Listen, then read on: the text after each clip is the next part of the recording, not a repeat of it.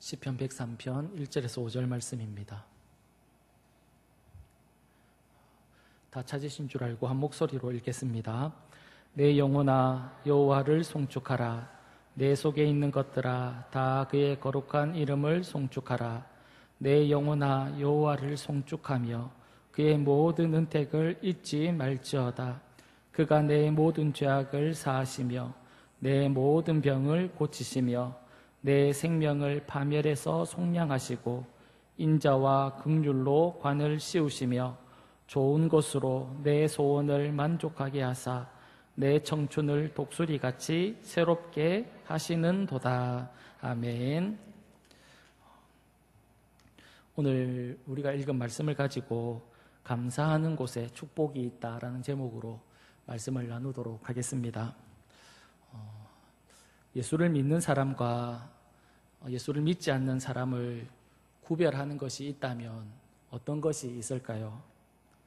신학자 디트리히 보네퍼는 이렇게 말을 했습니다. 그리스도인과 비그리스도인의 구별은 이 세상을 살아가면서 감사하면서 살아가는가 그렇지 않는가 바로 이 차이뿐이다 라고 그렇게 이야기를 했습니다. 그러니까 신앙인과 비신앙인을 구별하는 방법을 감사하느냐 감사하지 않느냐로 구분한 것입니다. 그렇다면 그리스도인의 삶은 곧 감사하는 삶이다라고 그렇게 말을 할 수 있습니다. 골로새서 3장 15절에 보면 사도 바울이 이렇게 이야기를 합니다. 그리스도의 평강이 너희 마음을 주장하게 하라. 너희는 평강을 위하여 한 몸으로 부르심을 받았나니 너희는 또한 감사하는 자가 되라. 그렇게 사도 바울이 고백을 했습니다. 그러니까 하나님 안에서 복음의 능력을 체험하고 심령에 평강을 소유했다면 이제 그런 자들의 마땅한 삶이 바로 감사하는 삶이어야 된다라는 것을 우리에게 이야기하고 있는 것입니다. 우리는 신앙을 흔히 3가지 정도의 단계로 발전을 한다라고 그렇게 이야기를 합니다. 첫 번째 단계는 받는 단계입니다. 구원을 받고 은혜를 받고 그리고 축복을 받고 이럴 때 우리가 가장 많이 하는 기도는 어떤 기도이겠습니까? 하나님에게 달라고 하는 기도, 그러니까 무엇을 요구하는 그런 기도를 많이 할 것입니다. 이 첫 번째 단계를 지나고 두 번째 단계로 발전하면 이제 감사하는 단계에 들어간다라고 합니다. 받은 사랑에 감사하고 그리고 은혜와 축복에 감사하고 그리고 도와주신 손길에 감사하는 것입니다. 이때 많이 하는 기도는 어떤 기도일까요? 하나님 감사합니다. 그 기도를 가장 많이 하지 않겠습니까? 이 두 번째 단계를 거쳐서 세 번째 단계에 들어가면 이제는 드리는 단계라고 이야기를 합니다. 입으로만 하던 그 감사, 하나님 앞에 감사합니다 라고 그렇게 고백했던 그 감사가 이제는 구체적으로 실천으로 드러나게 되는 것입니다. 우리가 하나님 앞에 시간을 드리게 되고 그리고 물질을 드리게 되고 정성을 드리게 되고 우리의 몸을 들여서 헌신하는 그런 단계로까지 이제 이렇게 이어진다라고 이야기를 합니다. 사랑하는 여러분, 우리는 지금 우리의 신앙이 어느 정도의 단계까지 이르렀는지 우리 자신의 모습을 한번 돌아볼 수 있기를 바랍니다. 오늘 우리는 이 감사에 대해서 생각을 해보려고 하는데 성경은 여러 곳에서 감사에 대한 이야기를 말하고 있습니다. 그런데 말만큼 우리가 생각하는 것만큼 이 감사의 삶을 살아가는 것이 쉽지 않다라는 것입니다. 누가복음 17장에 보면 10명의 나병 환자가 나옵니다. 그들이 예수님에게 가서 자신의 병을 고쳐달라고 예수님에게 부탁을 합니다.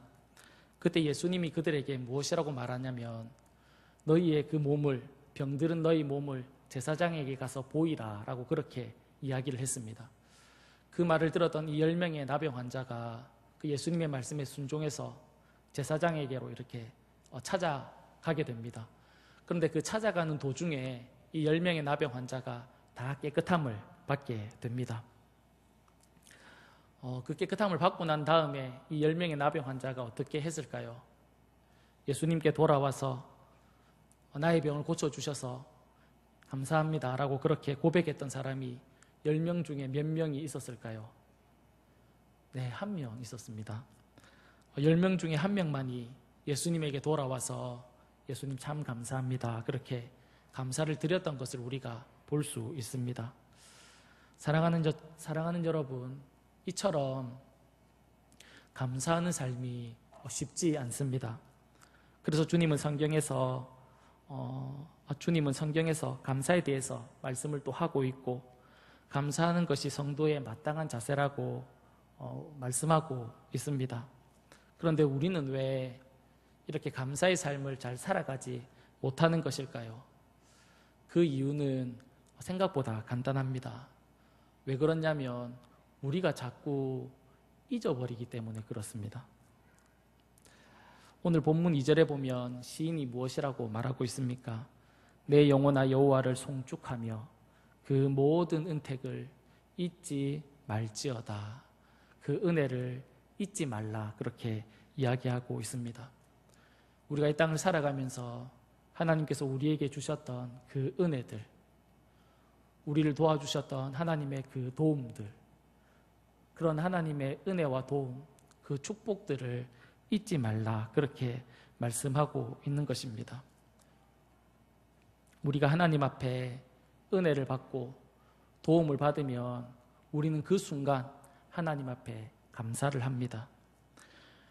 은혜를 베풀어 주신 것에 대해서, 나를 도와주신 것에 대해서 그 받은 순간에는 하나님 앞에 감사합니다. 그래서 감격해야 하고 하나님 앞에 감사하고 그리고 또 눈물을 흘리기까지 합니다. 그런데 시간이 지나가면 지나갈수록 우리는 하나님께서 우리에게 베풀어 주셨던 그 은혜들을 어떻게 합니까? 계속 잊어버립니다. 나를 도와주셨던 하나님의 그 은혜, 나에게 베풀어 주셨던 하나님의 그 도움들, 그것들을 잊어버리고 우리는 하나님 앞에 원망하고 불평하면서 그렇게 살아가는 우리의 모습을 우리 스스로가 잘 보지 않습니까? 그래서 오늘 시인은 우리에게 그 은택을 잊지 말라 그렇게 말씀하고 있습니다. 우리가 정말 감사의 삶을 살아가기를 원하신다면 오늘 시인이 우리에게 말하는 것처럼 하나님의 우리에게 이미 주신 것들, 베풀어 주신 것들, 그런 것들을 잊지 않고 기억해야 할 필요가 있습니다. 오늘 본문의 시인의 고백을 보면 그의 감사가 아주 구체적인 것을 우리가 볼 수 있습니다. 3절 앞부분에 보면 그가 내 모든 죄악을 사했다 그렇게 고백하고 있습니다. 그가 하나님 앞에 나아가서 첫 번째 감사했던 기도 제목이 무엇이냐면 하나님 내 죄를 사해 주셔서 감사합니다 라고 그가 그렇게 고백하고 있습니다. 사실 우리는 행복한 삶을 살아가길 원하는데 우리의 이 행복을 가로막는 장애물이 있다면 그것이 무엇이냐면 바로 죄입니다. 죄. 아무리 인간이 발버둥치고 노력해도 이 죄의 문제를 해결할 수가 없습니다. 우리가 이 죄의 문제를 벗어버리지 못하면 우리는 진정으로 행복을 누릴 수 없습니다. 가진 것이 많아지고 사는 환경이 좋아지고 과학과 문명이 발달한다고 하더라도 우리는 행복할 수가 없습니다. 그런데 우리의 이 죄의 문제를 우리의 힘으로 해결할 수 없다는 겁니다. 내 힘으로 이 죄의 문제를 해결할 수 없습니다. 그러기에 하나님께서 자신의 독생자 예수 그리스도를 이 땅에 보내셔서 우리의 죄의 문제를 대신 해결해 주셨습니다. 여러분, 과거 우리가 예수님을 처음 만났을 때를 이렇게 한번 생각해 보시면 주님의 그 용서하심, 주님의 그 사랑하심, 그것 때문에 울고 불고 그리고 애통하고 예배가 기다려지는 그런 경험을 다 한 번씩 해보셨을 것이라 생각이 됩니다. 그런데 문제는 시간이 흘러가면서 이것이 조금씩 잊혀져 간다라는 것입니다. 사실 주님은 우리의 지난 과거의 죄만 용서하시는 것이 아니라 이후에 우리가 짓는 모든 죄도 우리가 하나님 앞에 나아가서 잘못했다라고 고백하고 용서를 구하면 언제든지 주님은 우리의 죄를 용서해 주십니다. 정확한 잣대로 하나님이 우리를 평가하신다면 우리 중에 누가 하나님 앞에 설 수 있는 자가 누가 있겠습니까? 이런 죄사함의 은혜에 대한 감사, 그런 감사가 오늘 우리의 삶에 있는지 우리 스스로 한번 돌아볼 수 있는 그런 기회가 될 수 있었으면 좋겠습니다. 시인이 또 하나님 앞에 감사했던 것은 3절 후반절에 보면 모든 병을 고쳐주셨다 그렇게 이야기를 합니다. 시인이 자신의 삶을 이렇게 뒤돌아보면서 생각을 해보니까 주님께서 자신의 건강을 지켜주셨다라는 것을 깨닫게 되었습니다. 그래서 주님께서 나의 모든 병을 고쳐주셨습니다 라고 그렇게 고백하고 있는 겁니다. 4절의 내용을 보았을 때 시인이 시인이 겪었던 그 질병은 간단한 질병이 아니었습니다. 자신의 목숨을 잃을 수 있는 아주 위태로운 그런 질병이었던 걸로 생각이 됩니다. 4절에 보면 내 생명을 파멸해서 속량하시고 죽음 앞에서 죽음의 문턱까지 갔다가 다시 돌아온 구원을 받은 그런 고백을 우리가 볼 때 시인이 겪었던 병은 참 고치기 어려운 힘든 그런 병으로 보여집니다. 그런 큰 질병을 하나님께서 고쳐주셨다는 것을 기억하고 그 하나님 앞에 감사하고 있는 것입니다. 우리는 우리의 건강을 우리가 지킨다, 내가 지킨다라고 그렇게 생각할 수 있습니다. 자신의 건강을 지키기 위해서 우리는 등산을 가기도 하고 운동을 하기도 합니다. 그리고 먹을 것을 절제하기도 하고 식단 계획을 짜서 관리를 하기도 해서 우리의 건강은 내가 지킨다라고 그렇게 생각하기 쉽습니다. 물론 우리의 이런 노력이 필요 없는 것은 아닙니다. 필요합니다. 그러나 중요한 것은 나의 건강을 지켜주시는 분이 내가 나의 건강을 지킬 수 있다는 것이 아니라는 사실입니다.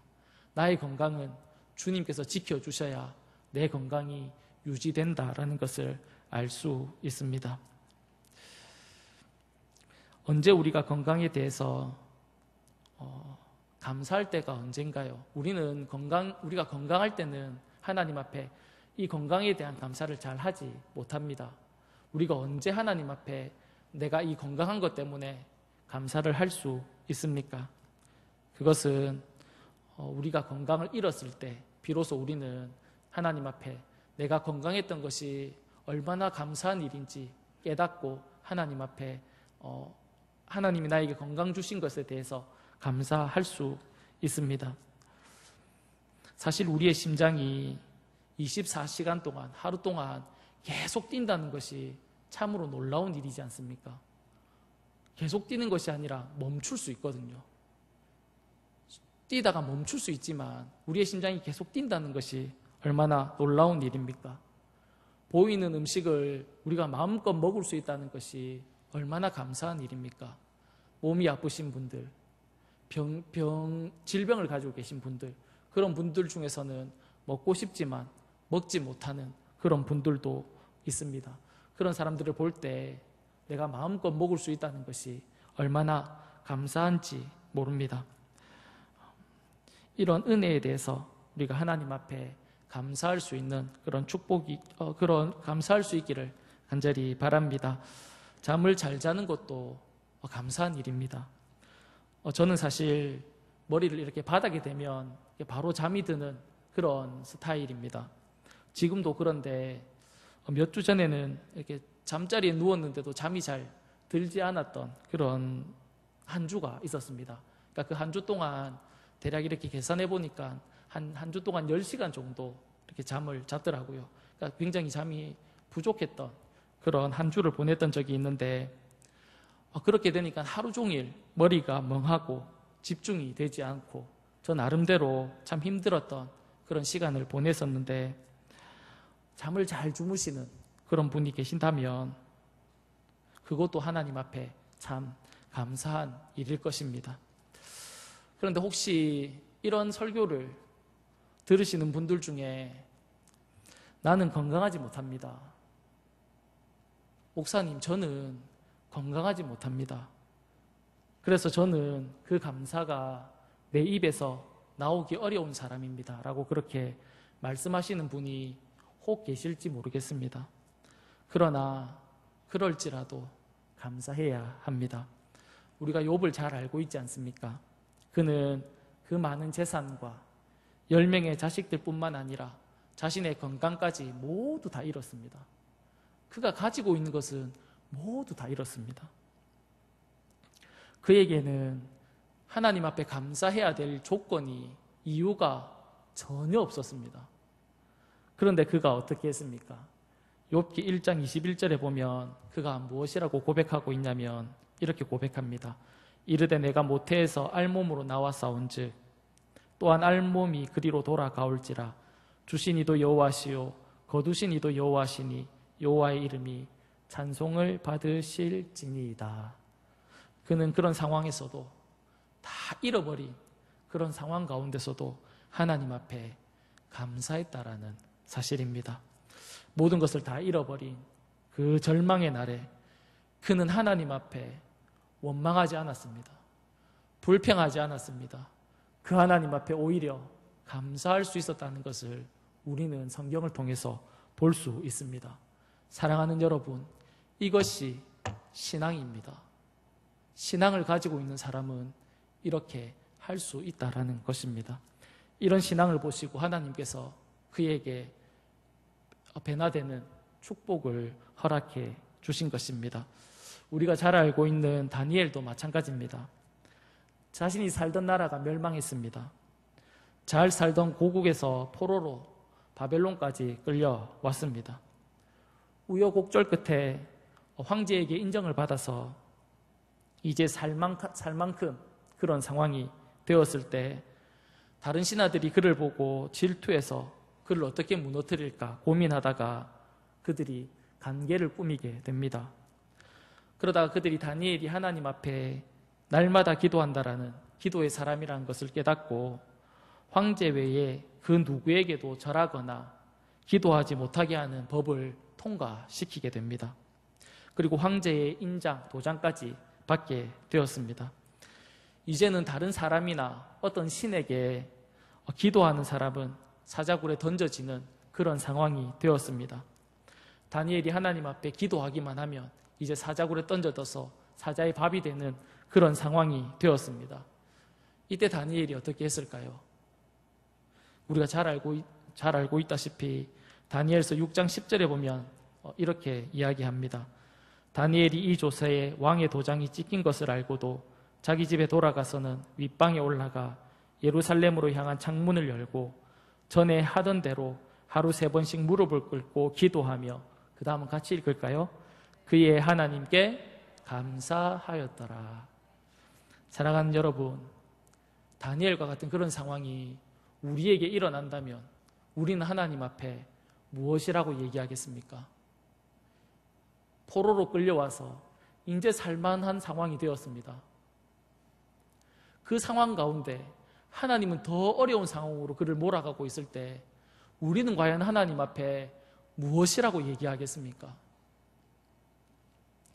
아마도 이렇게 하나님 앞에 얘기하지 않겠습니까? 하나님, 내가 그렇게 열심히 신앙생활을 하다가 이제 조금 살만한데 또 이런 어려운 상황으로 나를 몰아가십니까? 이제 좀 그만하십시오.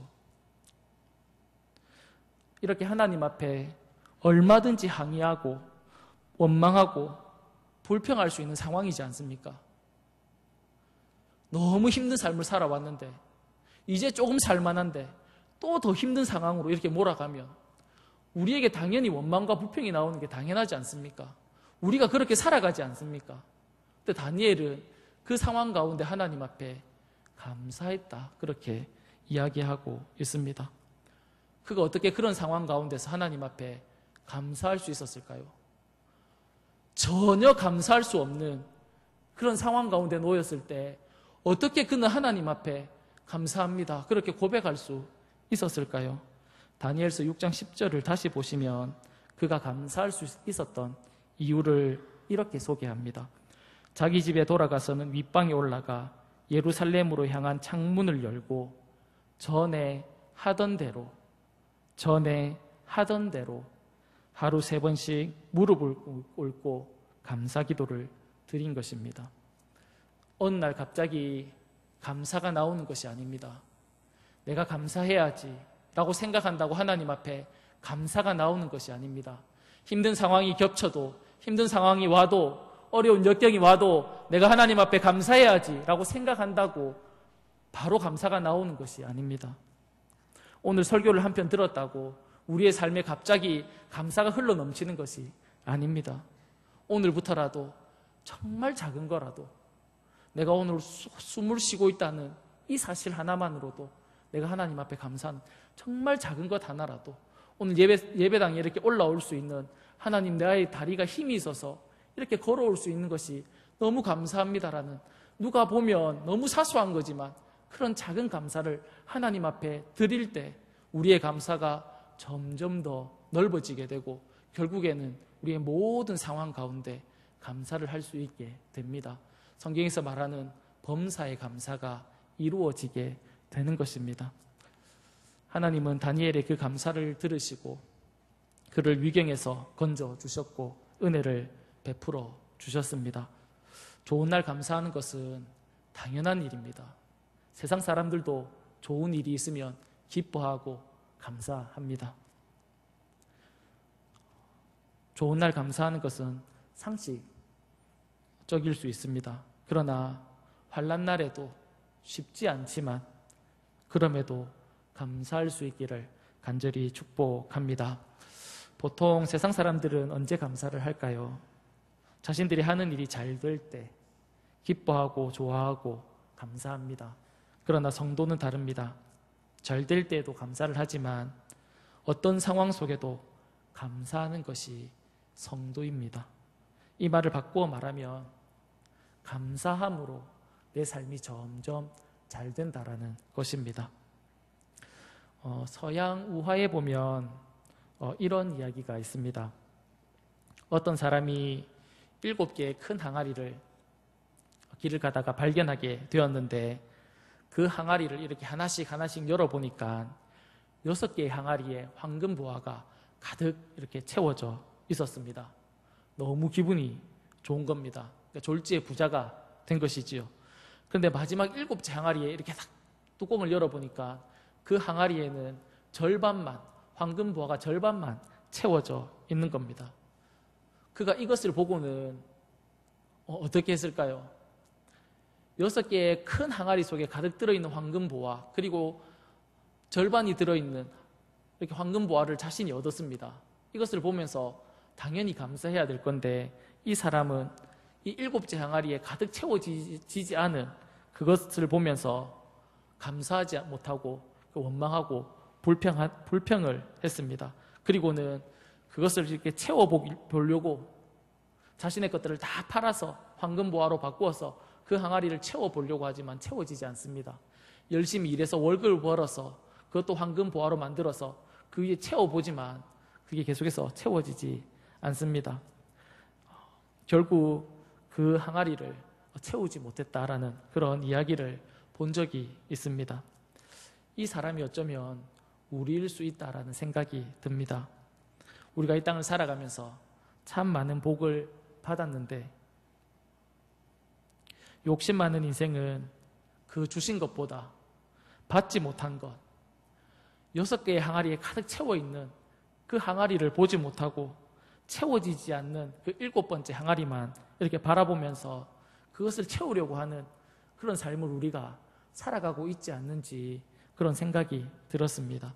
사랑하는 여러분, 우리의 눈과 마음과 생각이 우리에게 이미 주신, 하나님이 우리에게 이미 허락하신 그 축복들, 그 은혜들을 바라볼 수 있기를 간절히 축복합니다. 감사는 산수의 더하기와 같다라고 생각되어집니다. 작은 것을 누리면서 계속 감사하다 보면 감사거리가 점점 더 이렇게 많아집니다. 그의 삶은 넉넉해지고 또 풍요로워집니다. 그리고 감사할 것이 더 많아지겠지요. 그러나 반대로 원망하고 불평하는 것은 떼기와 같습니다.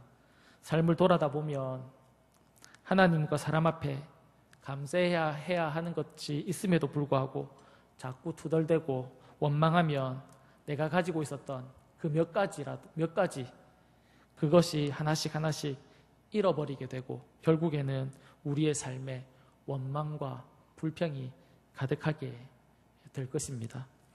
하나님께서는 이스라엘 백성을 애굽에서 출애굽시키셔서 약속의 땅 가나안 땅으로 가는 도중에 그들에게 필요한 것들, 배가 고프면 만나와 메추라기로 그들의 배를 채워주셨고 목마르면 물을 주셔서 마시게 했습니다. 그들의 필요를 채워주면서 그들에게 은혜를 베푸시고 도와주셨습니다. 그런데 민수기 13장에 가보면 가데스에서 가나안 땅 정탐을 하기 위해서 정탐꾼을 보내게 됩니다.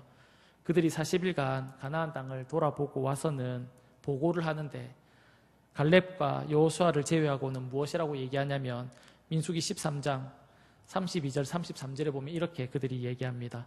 이스라엘 자손 앞에서 그 정탐한 땅을 악평하여 이르되 우리가 두루 다니며 정탐한 땅은 그 거주민을 삼키는 땅이요 거기서 본 모든 백성은 신장이 장대한 자들이며 거기서 네피림 후손인 아낙 자손의 거인들을 보았나니 우리는 스스로 보기에도 메뚜기 같으니 그들이 보기에도 그와 같을 것이니라 라고 그렇게 이야기를 합니다. 그 땅에 대해서 악평을 했습니다. 그들의 악평을 하나님이 들으시고 하나님이 어떻게 하셨을까요? 그들이 악한 말을 하는 것을 하나님이 들으시고 하나님이 이렇게 하셨습니다. 민수기 14장 28절에 보면 하나님이 무엇이라고 그들에게 말씀하시냐면 그들에게 이르기를 여호와의 말씀에 내 삶을 두고 맹세하노니 너희 말이 내 귀에 들린 대로 내가 너희에게 행하겠다 그렇게 말씀하셨습니다. 너희의 그 원망과 불평이 내 귀에 들린 대로 행하겠다 말씀하신 겁니다. 그래서 결국은 불평했던 원망했던 백성들은 단 한 사람도 약속의 땅에 들어가지 못하고 광야에서 방황하면서 완전히 진멸당하고 하나님은 새로운 세대를 통해서 가나안 땅, 축복의 땅으로 들어가게 하셨습니다. 사랑하는 여러분, 우리의 말하는 것 하나님이 들으신다는 겁니다. 우리가 말하는 대로 하나님이 행하신다는 겁니다. 원망하고 불평하고 원망하고 불평하면 우리의 삶은 원망할 일, 불평할 일들이 계속해서 늘어난다는 겁니다. 그런데 오히려 하나님 앞에 부족함에도 불구하고 감사하고 또 감사하고 또 감사하면 하나님이 그 감사의 이야기를 들으시고 우리의 삶 가운데 조금씩 조금 더 감사의 일들을 허락해 주신다는 사실입니다. 그래서 우리가 말하는 대로 우리의 삶이 이루어지게 되는 줄 믿습니다. 오늘 본문의 시인은 죄악을 사해 주신 것에 대해서 하나님 앞에 감사하고 죽음 앞에서 자신의 병을 고쳐주신 것에 대해서 감사하고 있습니다. 이런 감사의 기도로 인해서 그는 5절에 이렇게 고백합니다. 좋은 곳으로 내 소원을 만족하게 하사 내 청춘을 독수리같이 새롭게 하셨다 그렇게 말합니다. 자신의 삶을 이렇게 곰곰이 뒤돌아보니까 주님이 주신 그 은혜로 인해서 자신의 소원이 만족하게 되었다라는 것을 알게 된 것입니다. 내 필요를 주님이 그 순간순간마다 채워주셨다는 것, 도움이 필요할 때마다 하나님이 도와주셨다는 것을 알게 되니까 마치 내 청춘을 독수리같이 새롭게 했다라고 그렇게 고백하는 겁니다. 이 고백은 주님의 그 은혜를 알게 되었을 때 비로소 내 삶이 새로워졌다라는 그런 고백입니다. 이 구절을 조금 쉽게 설명하기 위해서 이야기를 하나 하려고 합니다. 샌프란시스코에 살고 있는 어느 신앙 좋은 여성도의 이야기입니다. 그녀에게는 자신의 미래이고 전부인 아들이 한 명 있었습니다. 공부도 너무 잘하고 똑똑한 아들인데 18세 때 불의의 사고로 갑자기 천국에 가고 말았습니다. 여러분, 먼저 아들을 보낸 그 엄마의 마음이 어떻겠습니까? 이 아이 하나만 쳐다보고 살았는데 그 자식을 잃고 나니까 정신이 없는 겁니다. 세상을 살고 싶은 마음도 없고 신앙도 다 버리고 싶은 그런 마음이 이 여인에게 있었습니다. 그래서 하나님 앞에 나와서 늘 원망하고 늘 불평했습니다. 하나님, 왜 내 아들을 데리고 가셨습니까? 하나님, 왜 내 아들을 데리고 가셨습니까? 그렇게 원망하면서 울며 불며 하나님 앞에 기도했습니다. 그렇게 원망을 하고 있는데 기도 중에 하나님이 그녀에게 조금 은혜를 베풀어 주셨습니다. 그러자 그녀의 생각이 바뀌게 된 겁니다. 그리고는 그녀의 기도가 이렇게 바뀌게 되었습니다. 하나님 앞에 원망하고 불평하던 그녀의 기도가 이렇게 바뀌었습니다. 하나님, 18년 동안 내 아들을 내 옆에 두게 하셔서 내가 참 오랫동안 기쁨을 누리게 하신 것 감사합니다. 그 긴 시간 동안 그 좋은 아들을 내 옆에 둔 그 아름다운 추억 내가 평생 잊지 않고 하나님 앞에 감사하겠습니다. 그렇게 그 여인이 고백했다라는 겁니다. 은혜를 모를 때, 은혜를 깨닫지 못했을 때는 결코 누릴 수 없는 그 은혜를 알고 나니까, 은혜를 깨닫고 나니까 삶은 똑같습니다. 전혀 바뀌지 않았습니다. 그런데 그녀의 삶이 전혀 새로운 삶을 살아가게 되었다라는 것입니다. 이 변화를 오늘 본문 5절에 이렇게 이야기합니다. 청춘을 독수리같이 새롭게 하셨다. 완전히 바꾸어 주셨다. 내 삶을 완전히 새로운 단계로 이끌어 주셨다라고 그녀가 고백하고 있는 것입니다. 사랑하는 여러분, 내가 누리고 있는 이 모든 것이 하나님의 은혜라는 것을 알게 되면 우리는 전혀 새로운 삶을 살아갈 수 있게 됩니다. 환경이 바뀌어서, 조건이 바뀌어서 새로운 삶이 되는 것이 아닙니다. 환경은 그대로이고 상황은 그대로인데 우리가 하나님의 은혜만 알면, 하나님 우리에게 은혜를 베풀어 주시면, 하나님이 나에게 베풀어 주셨던 그 은혜를 조금만 우리가 깨닫게 되면 삶은 그대로이고 내 환경은 그대로이지만 우리가 전혀 새로운 세계로 새로운 삶을 살아갈 수 있게 된다라는 사실입니다. 오늘 시인은 그것을 고백하고 있습니다. 하나님의 은혜를 깨닫고 나니까 내 삶이 새로워졌습니다. 하나님의 은혜를 깨닫고 나니까 감사할 수밖에 없습니다. 하나님의 은혜를 깨닫고 나니까 감사할 것뿐입니다. 라고 그렇게 하나님 앞에 고백하고 있는 것입니다. 사랑하는 여러분, 우리의 삶을 살아갈 때 우리는 무엇을 보십니까? 무엇을 생각하십니까? 내 환경을 보고 내 처지를 보고 내게 있는 것을 보는, 그래서 불평하고 원망하면서 혹시 우리가 살아가고 있지는 않습니까? 우리의 그 시선, 없는 거, 부족한 거, 나의 어려운 상황들, 그런 것을 보는 시선에서 우리가 하나님의 은혜를 볼 수 있는 그 시선으로 바뀌게 되어서 오늘 시인이 고백한 것처럼 내 삶이 새로워졌다라는 그 고백을 할 수 있는 우리 모두가 다 될 수 있기를 간절히 바랍니다. 그 은혜가 우리 모두에게 있기를 간절히 축복합니다.